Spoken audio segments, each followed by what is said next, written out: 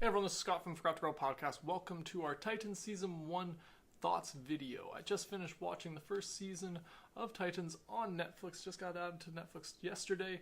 I binged the whole thing as quickly as I possibly could. I had to sleep a couple hours over the night, but I watched it as quick as I could, and I freaking loved this season. It was too short, but I always have that problem with any TV show that I freaking really enjoy. But all 11 episodes were really great. I thought this was such a, not completely different, but definitely a new superhero type, new type of superhero show. Which is just not along like the same lines as the other DC shows that we've gotten up to this point. This is not like Arrow. This is not like The Flash. This has its own unique kind of flavor to it. The aesthetic alone is just, the costumes. I love the different props we had. We see a Batmobile at one point. It's my favorite Batmobile, I think. It might be my new favorite Batmobile. We only get a glimpse of it, but it looked freaking awesome. But yeah, so this video I'm just going to be sharing my general thoughts about the season I just finished, and then I'm going to be talking about each individual episode and what I liked about each individual episode. So yeah, my overall season thoughts is, like I said, I really enjoyed this season. I could not get through these episodes quick enough because I just really wanted to get involved with this story. Because I already know most of these characters, because I did grow up with the Teen Titans TV show. I'm not an expert on these characters, but I know Mia Robin. I love Mia Robin.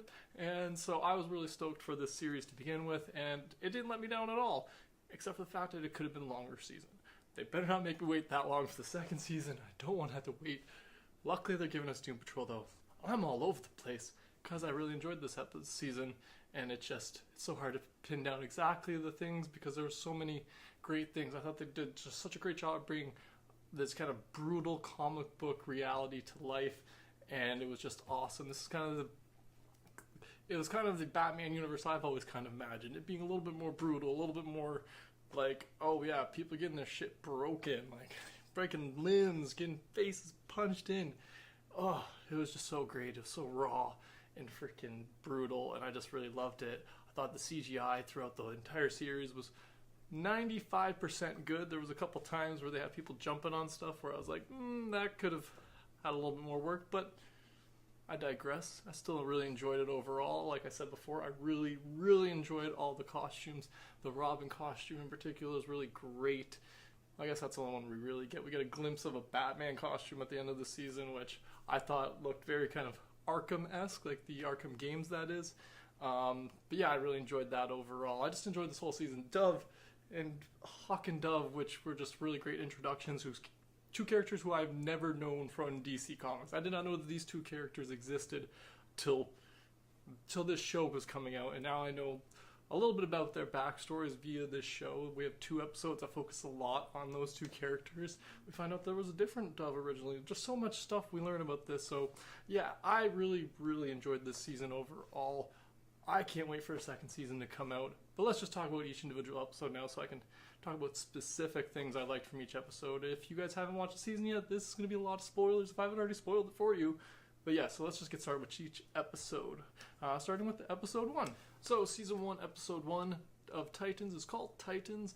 I really enjoyed this episode. Some of the elements I liked about it in particular, we get to start off with this scene of Dick Grayson's parents and their unfortunate death, and we see, that first time when Bruce and Dick Grayson meet, and it all ends up being actually this little flashback / dream that's actually being had by Rachel / Raven's character, which I thought was a really great way to kind of to bring us into this show. I thought it was kind of a cool kind of homage to the fact that almost every Batman movie and every Batman incarnation ever starts off with the death of Batman's parents. So I thought it was kind of suiting that we started off with this show with, seeing the death of Robin's parents. And so I thought that was, I just liked the way that kind of started off.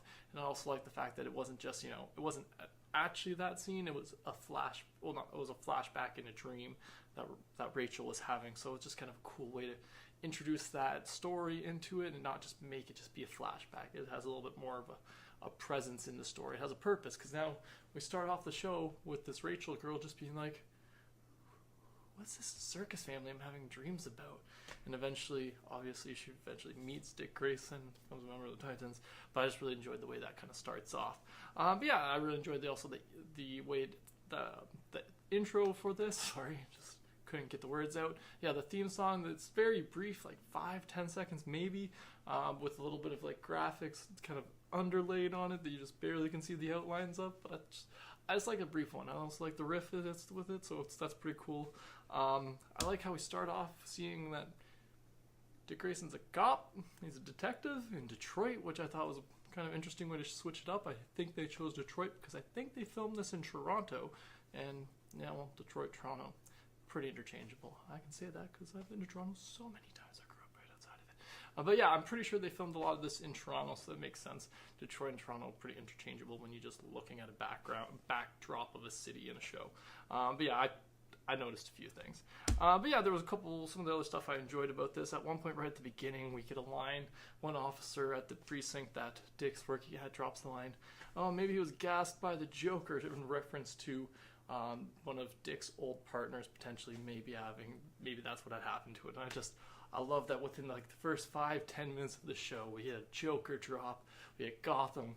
They're not shying away from any of these things, which I really love. I grew up with Smallville, guys, okay? So references to these other things were just non-existent, or they're very like, oh, I've heard about this Bat guy in Gotham kind of thing, you know, like wink and nod. This one, they're just like, no, they say Batman, they say the Joker uses gas, and I'm like, oh yes. This is the world I want to live in. Why can't this be just a news report I'm watching as opposed to a TV show? But that's something totally different. But yeah, I really just enjoy that. That's kind of just a little thing they put in. That's which they do a lot throughout this whole show. This whole show is almost entirely that, which I just love about it. It just gives you all these little bits, so much stuff, like so many little Easter eggs from the comics that I'm like, half the time I was like, I'm questioning everything in the show. I'm like, is that character from the comics? I don't know or not. I was Googling so much, and sometimes I wasn't Googling just because I was like so invested in the show. But yeah, so I just love those little Easter eggs they drop in. Some of the other things we got, we get right near the beginning, we see the ass kicking that Robin gives to a bunch of thugs. We saw that in the trailer already. In context, it makes a little bit more sense because we start off when he shows up to these thugs, and at first they're super scared because they're looking for Batman. You just see them all looking up at the rooftops. None of them even concerned about Robin's there. The only thing that concerns them that Robin's there, that usually means that Batman's right behind. And once they realize that Batman's not there and it's just Robin by himself, they get a little confident, which they shouldn't, because Robin kicks their ass, as we saw in the trailer. And for those of you who've seen this episode, we see even more. And I just really love that. I love the, like I already mentioned, I love the gritty brutalness to the violence in this show, especially for these superheroes who have been doing it for so long against just, everyday thugs. These guys, like Batman and Robin, train all the time versus thugs. I don't know. I'm not a thug or a criminal or a henchman, so I don't know how long they spend doing, martial arts training and fitness and physical training, but I don't think they spend as much time as Robin and Batman. So I just love when it's just, you can kind of see how outmatched these everyday criminals are versus these superheroes, and he just takes out a group of 8 to 10 freaking henchmen just by himself, just kicking ass, using the gadgets that he still has. I love those freaking R's that come out. I love that they reload into the chest. It's just so awesome. I like that his suit is both the actual colors are like pretty close to the colors it's supposed to be, while not also being too out there bright, because it looks worn. It looks like he's been using it for a few years. So I really enjoyed that part of it, and just that whole scene was just great. And like I said, it was just all, it makes so much more sense why it ends with him being like, fuck Batman, because all these thugs showed Robin zero respect, which is classic Robin. His name's Boy Wonder. His first appearance in the comics, he was wearing shorts and tights, or something like that. You know what I mean? So it's like, it made so much sense in the context of the show in this episode, and I just really like it. I love just how brutal Robin is. Just laying into a guy. Like, whew. A lot of those, one thing I was concerned, one thing that, I was questioning this whole show, I was like, are they killing people? Is Robin, it looks like he'd kill somebody. I don't know if just henchmen are a little bit more durable in this universe or not, but it was just brutal as hell, and that was just an aspect that I thought was really interesting. What's some of those things I had written down? Oh, we see this really cool high-tech briefcase is where he keeps the Robin suit in, which I thought was just a really cool little addition. Obviously, some Wayne Enterprises tech kicking around. Oh yeah, so another thing I written down is after Rachel's mom, or who she thought was her mom, the woman who raised her, is killed, she ends up, going on the run, decides to go to Detroit, which I'm just like, oh, that's coincidence? But obviously it's a show, they have to end up together at some point. So, but then she happens to end up in the exact precinct. I thought that was like, we're stretching a little here, but I like to add it also to faith. Stuff happens sometimes, destiny. That's what I chalk it up to. But yeah, then as soon as she sees Dick, she's just like, "You're the boy from the circus, from her dream." And I'm just like, there, nice. I like that. I like that she didn't try to hide it at all. In some TV shows, the characters try to hide things they know. She might not believe that this dream was real. She might just think it's a weird coincidence. But I like that she just straight up being like, "No, I had a dream about you, man. I saw your family. What's going on here? Help me!" And I like that they just went right into that. They didn't have her trying to tiptoe around it. She at no point, Rachel/Raven's character, doesn't at very few points cares if anybody thinks that she's crazy or doesn't believe her for what's going on with her. And I really like that, because I hate when characters themselves are trying to hide it so much, because it makes things so much more complicated. Just tell people what's going on. We see throughout this whole season that Robin likes to keep stuff to himself, and that's what leads to more problems. And so I like that we start off by seeing her just being like, "You're the boy from the circus. I had a dream about you.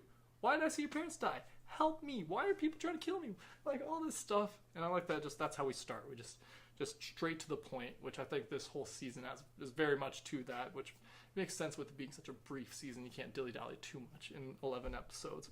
But yeah, what else do we have? Oh, at one point Rachel's character gets taken, just walked right out of the precinct, and I'm like, well, it makes sense because it was a uniform officer, but at the same time, I think she should have spoken up a little bit when, this uniform officer was walking her through the garage of the police station. I'm like, I don't think the garage leads to another cell, but at the same time, I guess I might have done the same if I was in that situation. You just gotta listen. You are supposed to listen to the authority figures, but when you're in a comic book world, things work a little differently. But yeah, she ends up being kidnapped. And then we end up learning a little bit more about it. We also get a very, very brief introduction to Starfire's character, Coriander, which I'm just like, Coriander. But yeah, we get a very brief introduction to her, which I really enjoy how her character is introduced, not with amnesia. She's lost her memory somehow. She just wakes up in a car and she doesn't know where she is. She's in the middle of Austria or outside of Austria, but then she fires somebody, which I love that effect that they do. Her eyes just green, and then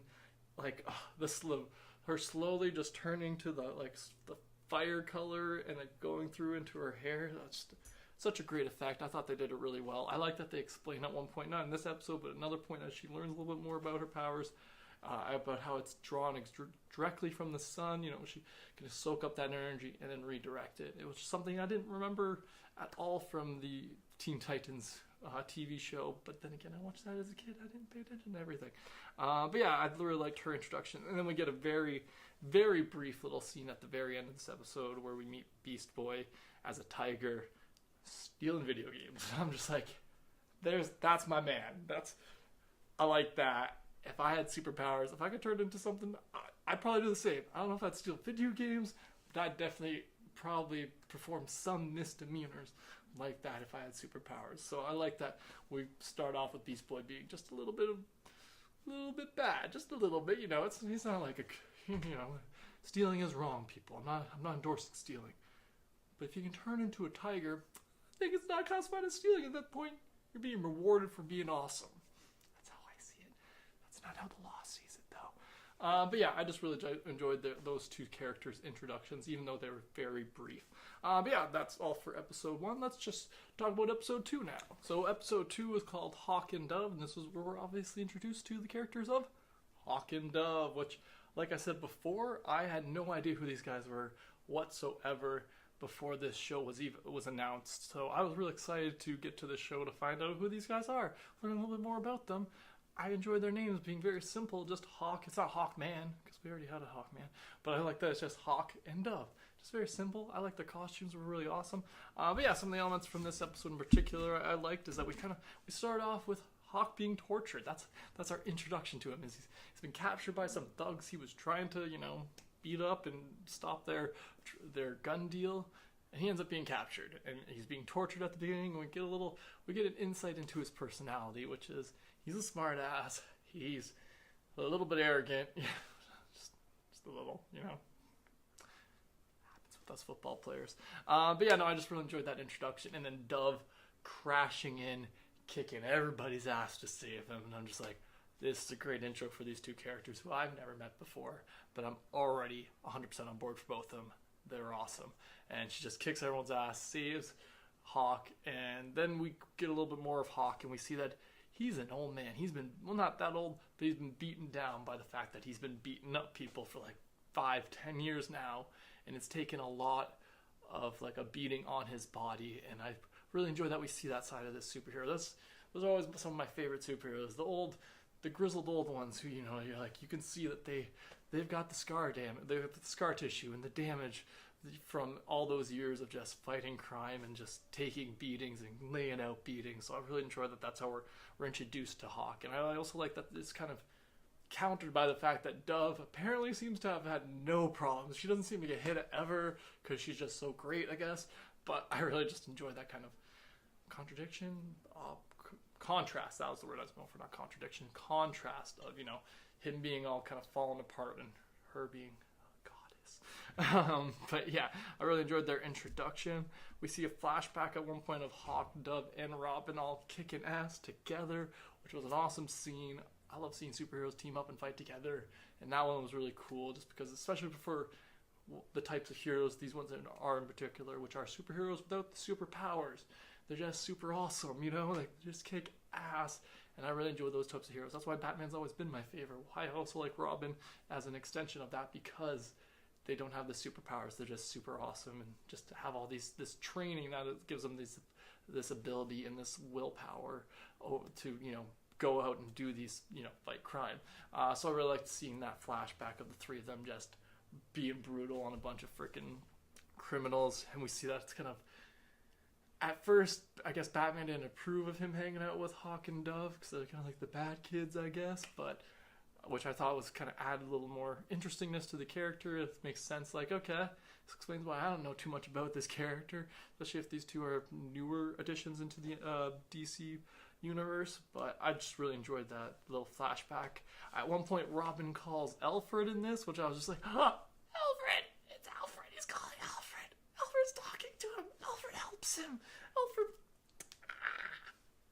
It would have only been better if I actually saw Alfred, but that's all I need. I just need a name on a phone that says Alfred Pennyworth, and I'm so happy. And I just love that little thing. Love that I like that he's willing, even though, I like that Robin's or Dick's character is willing to call him, even though they're kind of he's in a rocky space with Bruce at the moment. He's still willing to call Alfred when he needs help, when he needs something that he can't do himself. So I really like that he wasn't, too oh, I'm going to do this all on my own. I'm not going to call Alfred. I'm sure he worries. I'm sure he misses you. You should call him more often. Come on, Dick. But yeah, I really enjoyed that.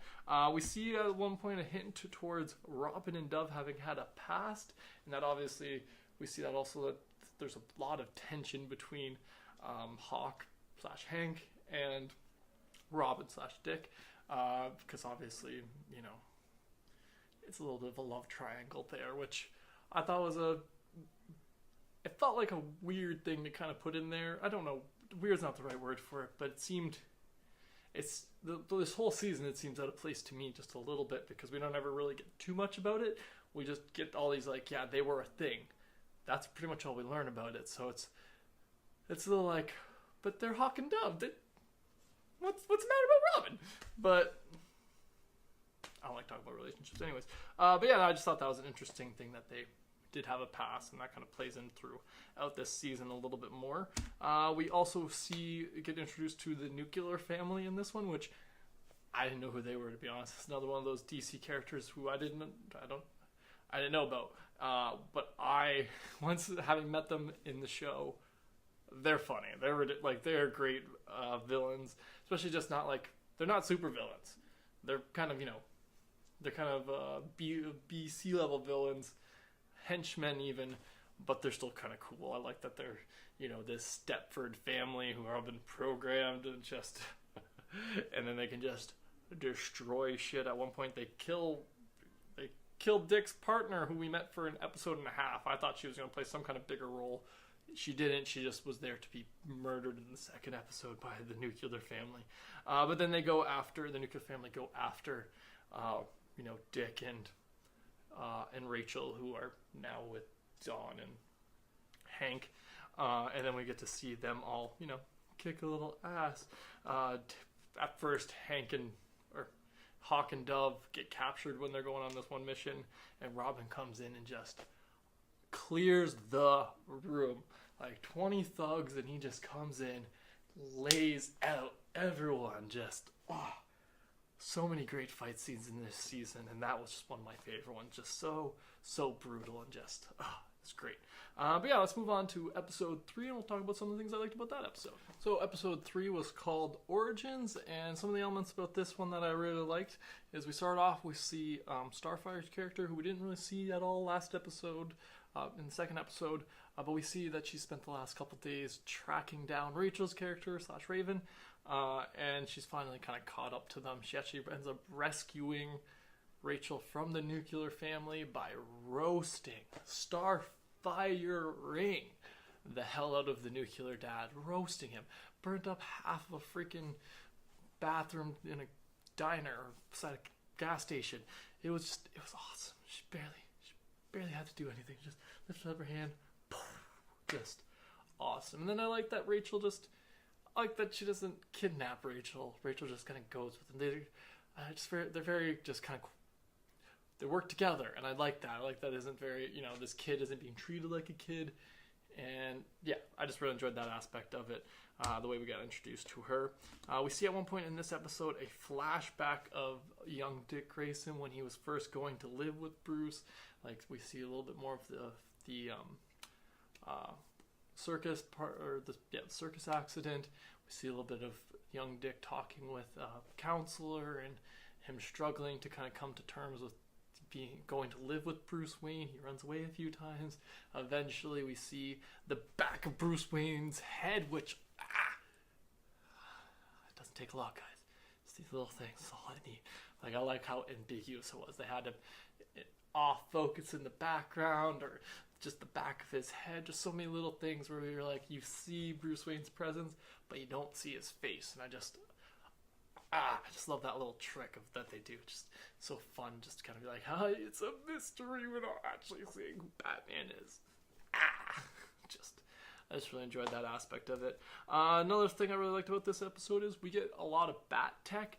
We get a lot of bat tech throughout the show, really. But these little bat gadgets that Robin has, obviously from Bruce, and they're just awesome. I like the design they put into these little things, like a little gadget he uses to hack into a computer. I'm like, yes, thank you. That's what I want to see. Just these cool bat gadgets, because Batman's got a gadget for everything, and hence Robin had a gadget for everything. So I really like that we get little bits of that in this episode, or throughout this whole season in general. What else do I have written down for this episode in particular? Oh, this is where the team actually freaking starts to actually meet everybody, First we can have Rachel meeting Starfire, so Raven meets Starfire, and then Robin meets Starfire, and Beast Boy and Raven they all meet in this episode. They all eventually come together at the end of this episode, next episode, because at the end of this episode, Raven blows up a church. Well, not church, a convent, but in her defense, those nuns were trying to drug her and keep her there, and she got a little angry to blew the place up. I can't say I blame her.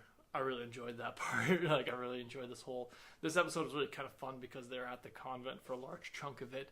You're getting this sense that this nun, there's something weird going on with this nun, and by the end we find out she knows more than she was letting on, and it ends up a little bad for her because Rachel blows up half her home. But yeah, that's all from this episode. This episode was a lot of like kind of flashback stuff and whatnot. On to episode 4. So episode 4 is the Doom Patrol episode, which this is probably one of my favorite episodes of this first season. It was a fun episode. This is a little bit of a kind of soft little kind of what's it called? What's the word? Pilot episode. That was the word I was looking for. It's like very soft kind of pilot episode for their own series. We get a very brief introduction of each of the characters throughout this episode, and I just really love it. We get the Robot Man. We get them all.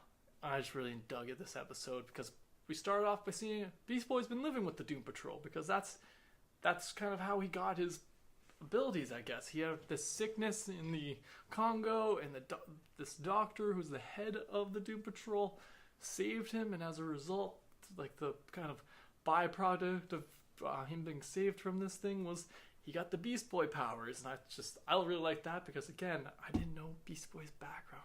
I don't know why I didn't know it. I just couldn't remember it. So that was a cool little way to introduce you to us. We see it through a flashback, and then him kind of explaining it while they're at dinner. But yeah, I really enjoyed that part of it. That we get an explanation to how his powers work, and then that he's been, staying with the Doom Patrol because they're all kind of outcasts of society, even though he can actually be a part of society, but they, that's a whole other part of this. But yeah, he ends up taking Raven to the Doom Patrol, like, because they live in the same house. What else do I have written down? I just wrote down Brandon Fraser. I liked him playing the Robot Man. I thought that was cool. Rita is a what? I don't know what she is. She eats a lot, though. She's some kind of, I don't want to say blob, because that seems rude, but she doesn't seem to always have control over her body. I don't know how that's a power. I don't know if she's supposed to have a power. But yeah, that was a little confusing, but it was cool. And then there's the guy who looked like an invisible man, but apparently he was zapped with negative energy. I don't 100% know what that means. I'm going to have to watch Doom Patrol to find out. But what else do I have written down for this? Rita is what? Eats like everything. I'm in love. The chief is weird, so the doctor guy who's the head of this whole family, I couldn't tell this whole episode if he was like evil or just a little crazy. Because at one point he does try to, experiment on Rachel/Raven. And she's like, no, don't, please. Like, at first she's on board, and then she gets a little scared, a little nervous. And her and Beast Boy are like, no, let me go. And he's like, no. He drugs freaking Beast Boy, and then Rachel's got to let herself out. But yeah, what else do I have written down? Oh, we see Robin and Starfire meet the Doom Patrol in this episode. It kind of starts off with a little bit of a conflict, which I always love when superheroes, they're always first to they're always just ready to throw a punch first. It's supposed to be like, hey, who are you? Because, like, you know what I mean? No one wants to talk. They just throw punches. But that's fine, because I like their punches. Yeah, what else do we have? Beast Boy leaves the Doom Patrol to go with the Titans. And then Dawn breaks... Oh, Raven broke the chief, the doctor's back, and as for her to get kind of escape, which I felt, sucked for that guy, but it's also like, well, don't hold people against their will. If they say they don't want to be part of your experiments, leave them alone. So yeah, that was a fun part of that episode. This episode was just really fun for just meeting the Doom Patrol, getting a little introduction to each of their characters, and yeah, it made me really interested to see the Doom Patrol series once it comes out. Hopefully that also gets added to Netflix, or maybe DC will just finally bring the DC universe to Canada so I can subscribe to it there. Either way, I'm excited for that. But yeah, let's move on to episode 5. Episode 5 was called Together because the Titans are finally together. We finally got them. They finally all managed to get together. It's safe. No one's been kidnapped anymore. They're all together. We've got Starfire. We've got Raven. We've got Beast Boy. And we got Robin. I know there's technically some characters missing from the official teams from the comic, but we got the team that makes up this show at least, or for the most part. And so yeah, this episode's all about them kind of coming together. At the beginning, we see that Robin trades his Porsche that he's had for the first few episodes, which was obviously a present from Bruce, and he trades that for a minivan. And the only reason I wrote that down is A, they made a funny joke about it, and B, I own that minivan. Not I owned. I had that minivan like 5 years ago. My grandparents gave it to me. That exact same color. You know what happened? The brakes gave out on it. I almost died. That didn't happen to Robin, but I digress. I just thought that was funny. And I was like, oh, I had that. I would definitely have traded it for a Porsche.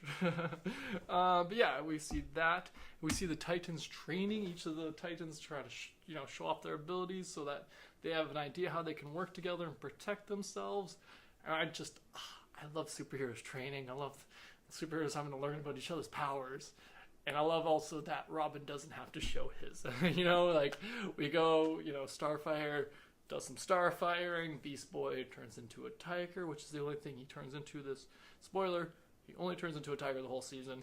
But yeah, you see him turn into a tiger, and then we see Raven release her power. I don't know exactly how that works. Again, I haven't seen Teen Titans since I was a kid. I haven't seen the TV show since I was a kid, and that's all the knowledge I had was from the TV show. But this one did an interesting way of kind of being very ambiguous about what her power was, what her abilities were, always kind of hinting towards they were from her father, which gave this kind of like dark feel to it. But and obviously it's very dark because she's always dressed in black, her eyes turn black.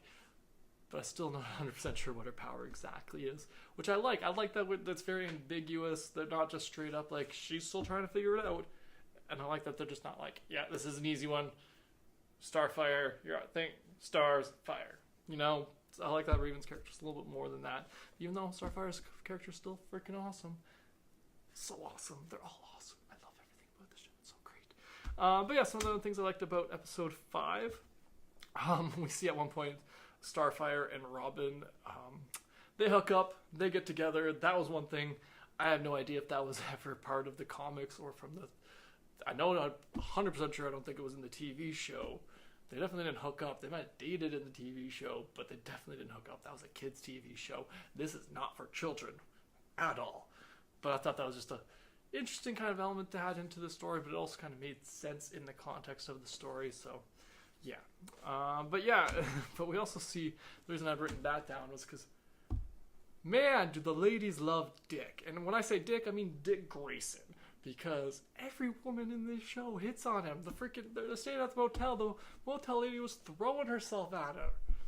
Like, he just finished hooking up with Starfire, and then the lady knocks on his door. It's like, hey, lonely? And he's like, you see her walking? I'll knock on your door later, maybe? Weird. But also kind of funny, because I'm pretty sure that's a big thing in the comics, if I'm not mistaken. That, Dick Grayson apparently is supposed to be like the most handsome person in the comic book universe. And so I thought, it seems that they wanted to bring that over to this show because all the ladies love him. Which is just funny. I just thought that was kind of interesting, particularly in this episode 5. Lots of it. But yeah, what else do we have in this episode? The nuclear family gets a new nuclear dad, which, he's not any more successful at helping them because they all attack the Teen Titans and the Teen Titans kick their ass. Which was, it was so awesome. I love that scene. Just like it first starts off with, just pretty much just Starfire and Robin just trying to hold them all off. But then each of the team, realizes that they have this ability and that they have to help too because it's 4-on-4.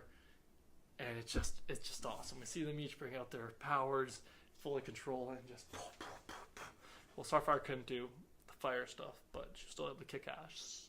She still kicked ass. And it was awesome. I really enjoyed that. The nuclear family ends up getting their asses handed to them, and then they get captured. The Titans capture them to try and get some information about that. They find out who their leader is, which is some dude named Adamson? Yeah, Adamson. I think Dr. Adamson, but what else do I have written down? Yeah.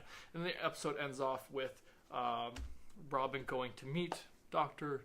Adamson, learning a little bit more about Raven's background, why these people are chasing him. But he also ends up having to be saved by the new Robin. That's right, at the end of this episode, we see Jason Todd, which I thought was a cool little entrance, cool way to bring him into this. Which leads into the next episode, episode 6, Jason Todd. That's the name of the episode. And this episode obviously focuses on the two Robins having to get along, Dick having to realize that he's been replaced by Batman, and that he's not the only Robin anymore, and Robin having to kind of realize that you shouldn't always meet your heroes, meaning like at the very beginning, he's just like, I've always wanted to meet you, man. Like, this is awesome. Being Robin's awesome. And you see from the very beginning that these two have very different views on being Robin and, and on Batman / Bruce Wayne itself. So I thought that was a really interesting part to bring into this episode. At the beginning, we saw a flashback of the Grayson's funeral. We also see that,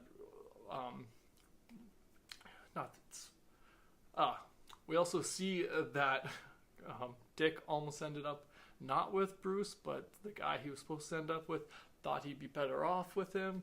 At one point, we find out that the reason Jason Todd is there is that a bunch of Robin or Dick's friends from the circus have been killed, and so the two Robins got to team up to take down whoever this guy is that's killing all these people that Dick knew from his past. So yeah, they go to one of Bruce's safe's house, and Dick doesn't have access anymore. At one point, she has to walk up to the door, just do the retinal scan, and gets access denied. I'm like, oh, that's cold, Bruce. That's cold.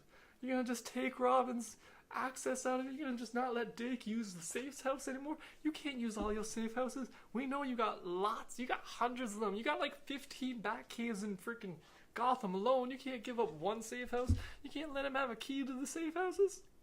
Come on, Bruce. You're being a little...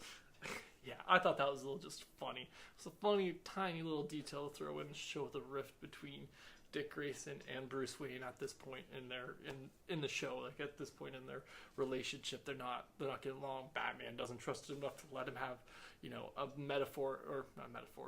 electronic key to the, different bat stuff. So I thought that was just a really interesting little thing to add into this. But yeah, we get a few flashbacks in this episode, and one of my favorite things about this whole season, I already mentioned the Batmobile, but this is the episode, in the season where we first see a glimpse of it. We see a flashback glimpse of Dick Grayson when he was still working with Batman, kind of what led up to him not working with Batman anymore. And he's in the Batcave at one point, and just over his shoulder we see the Batmobile, and it looks so awesome. Just so awesome. It looked like the animated series one, kind of mixed in with the live action 60s one, the Adam West one, just a little bit, just with the bubble window over the two seats. Just it looked so slick and awesome. I want that Batmobile. It might be my favorite new Batmobile. And I only just saw, like, we never get a full shot of it. Well, near the end of the season we get almost a full shot of it. We don't actually get to see it. But those glimpses I saw, it was so great. Just so great. But yeah, and then at the end of this episode, we see Jason Todd brutally takes out a bunch of cops, like almost kills them. I think he breaks one of their back. And we see at that point that the real big difference between the two Robins, between Dick Grayson and Jason Todd, and that Jason Todd really has a big problem with the cops. Like, he does not at all like the cops. He doesn't think he thinks he sees himself as doing the cops' jobs, and so I thought that was just a really crazy, well, not crazy, but really intense thing to add into this episode. It's just Jason Todd, that's his exit, is beating the shit out of a bunch of cops, and it's just like, oh damn. And you see that kind of creates a little bit of tension between the two Robins, which was interesting. But yeah, then on to the next episode. Episode 7 was called The Asylum. Some of the things I liked about that episode is that we see is that Raven/Rachel meets her birth mother in this episode. They're able to rescue her. That doesn't turn out too great, which I'll talk later in the season. The Titans get captured and get experimented on. We see a little bit of that from the Asylum. The Asylum is led by the Dr. Adamson guy who had the nuclear family working for him. Raven meets her mom. We see Beast Bud go full beast. Up to this point in the season, he kept saying how he had never bitten anybody every time he turned into a tiger.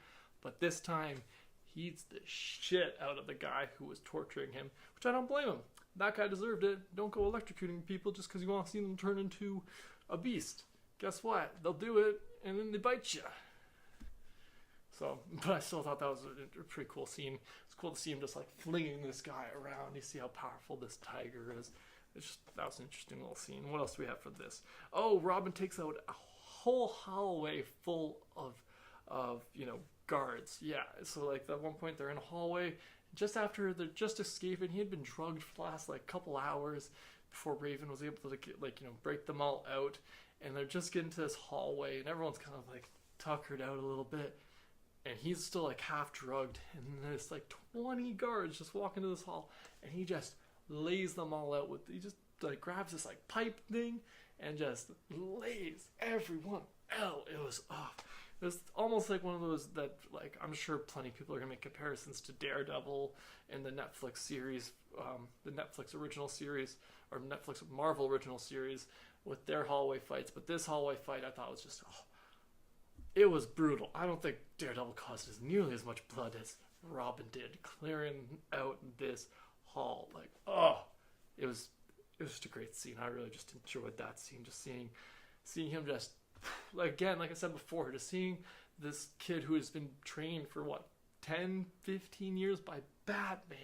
10, 15 years by Batman against a bunch of security guards, So it's like, obviously he's going to kick some ass, even if there's 20 of them.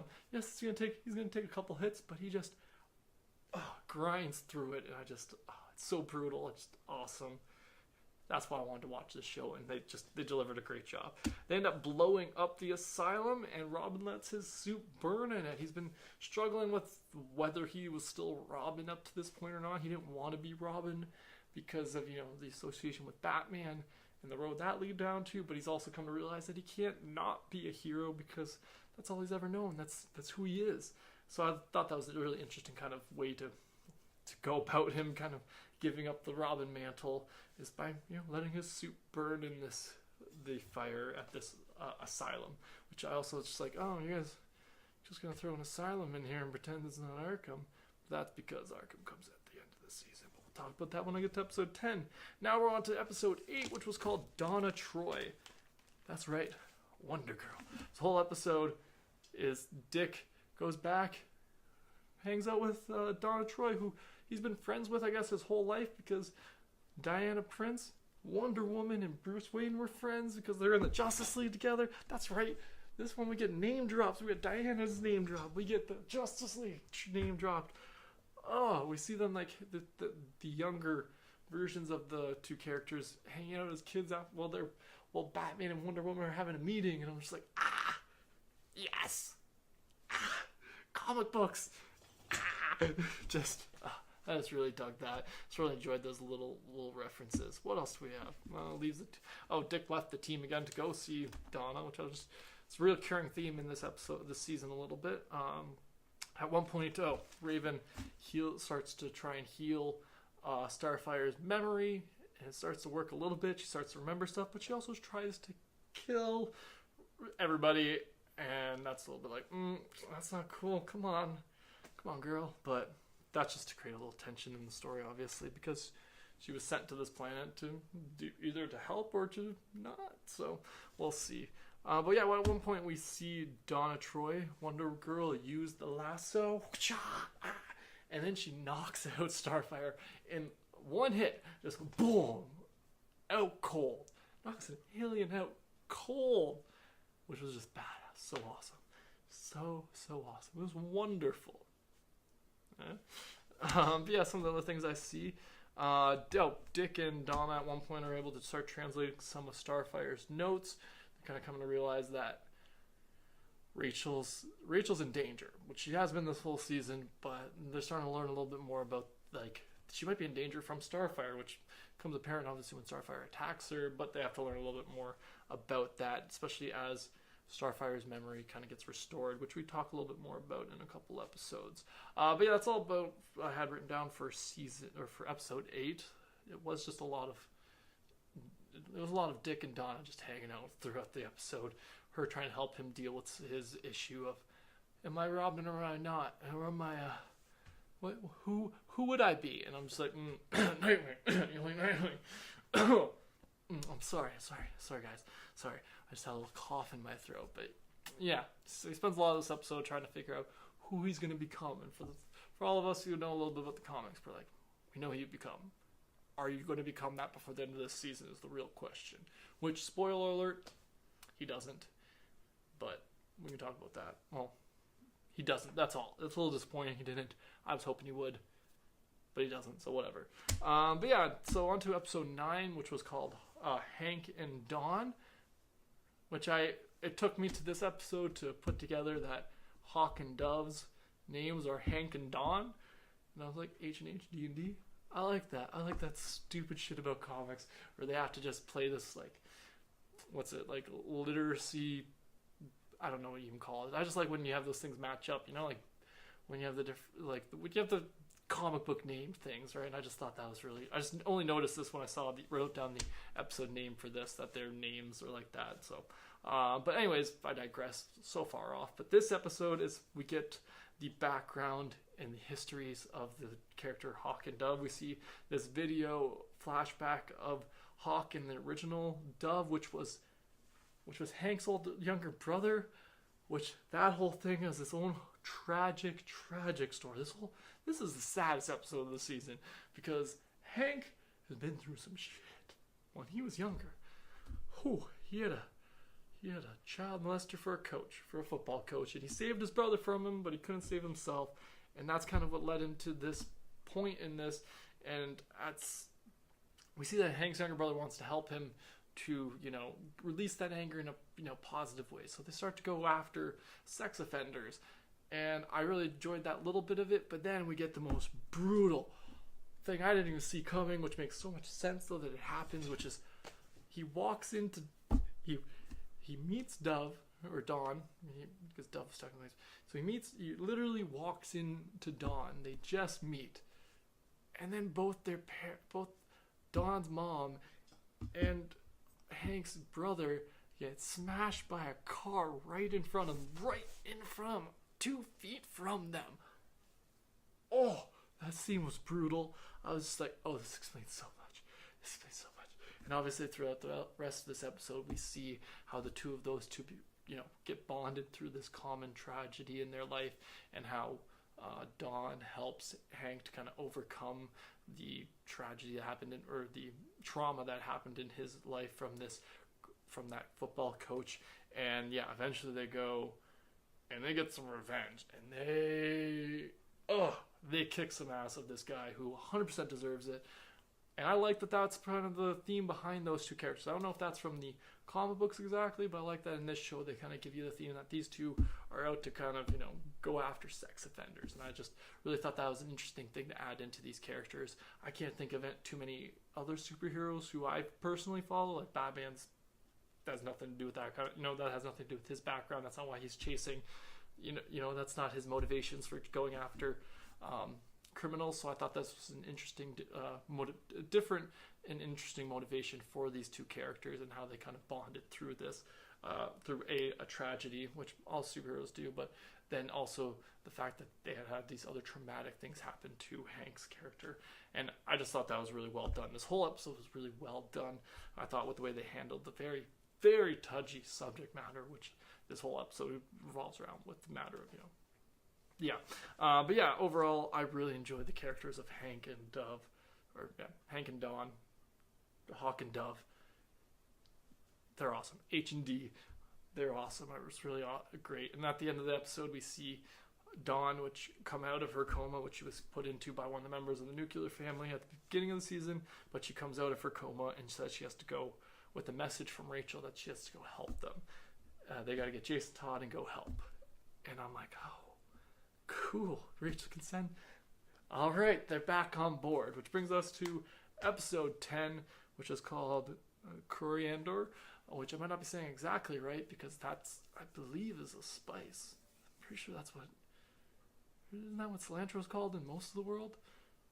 I don't know. But anyways, this one we find out, this is where we get all of the background on Stargirl. She finally gets all of her memories back pretty much after Rachel had healed her, or tried to heal her a little bit, and then she went a little psycho and had to get knocked out by a Wonder Girl, which I still thought was just such an awesome little scene, like Starfire literally just backhands freaking Robin across the room, and then Wonder Girl walks in, lassos, yanks her out, out cold.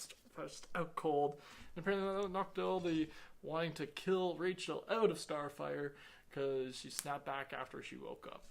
But yeah, we also see Starfire's ship at one point, which I thought could have had a little bit more going on with it. I thought it was pretty plain design, but it's still cool to kind of see the inside. At one point, we kind of see Starfire maybe change into more of a costume like her comic book one.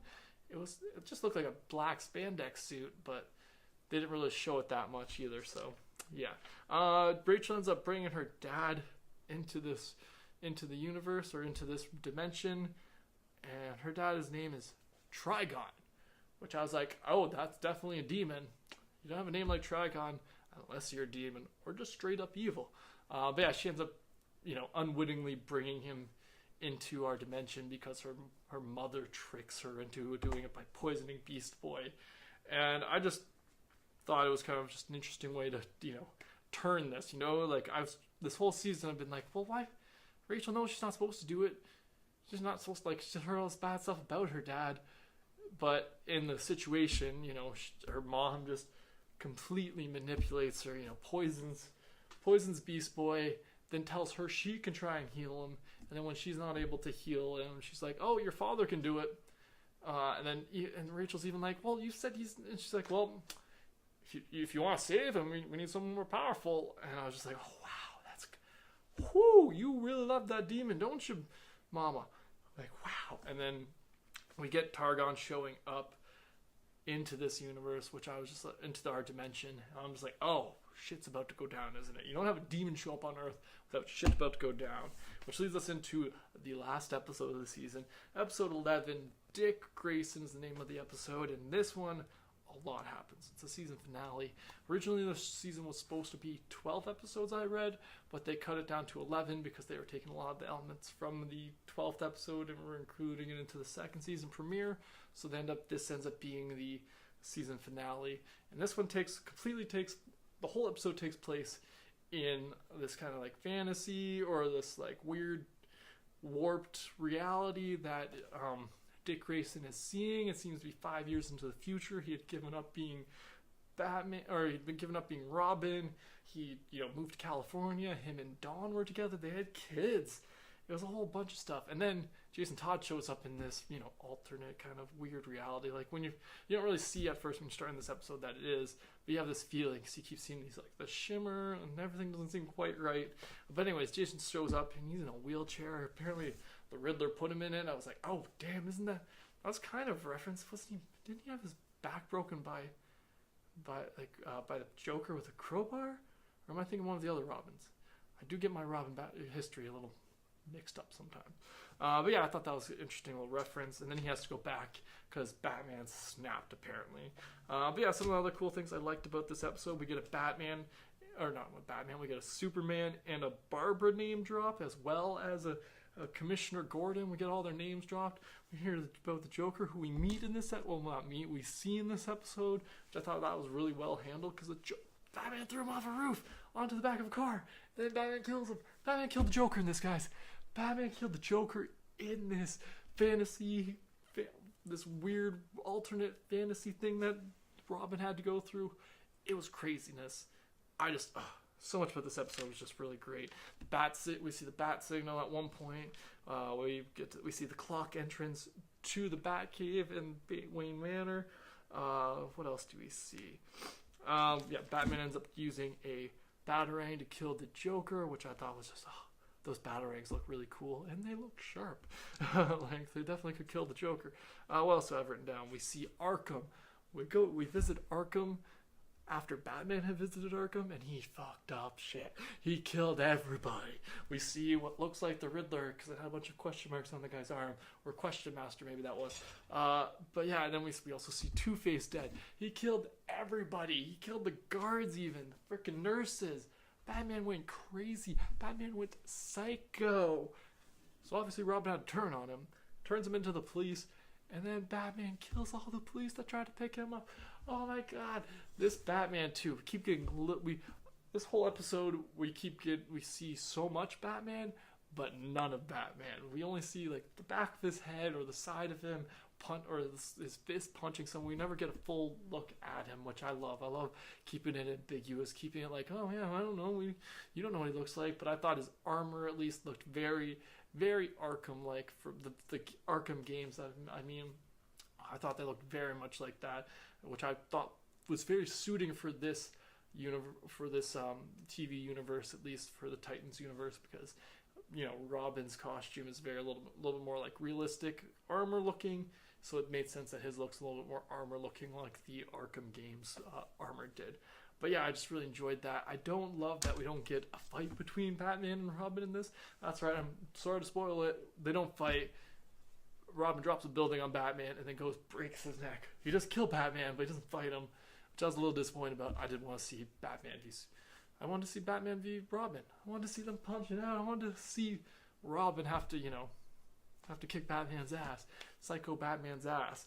But he ends up killing Batman, which is the thing that this whole fantasy was about releasing Robin or Dick Grayson's inner darkness so that he can become a slave to Targon, Raven's dad.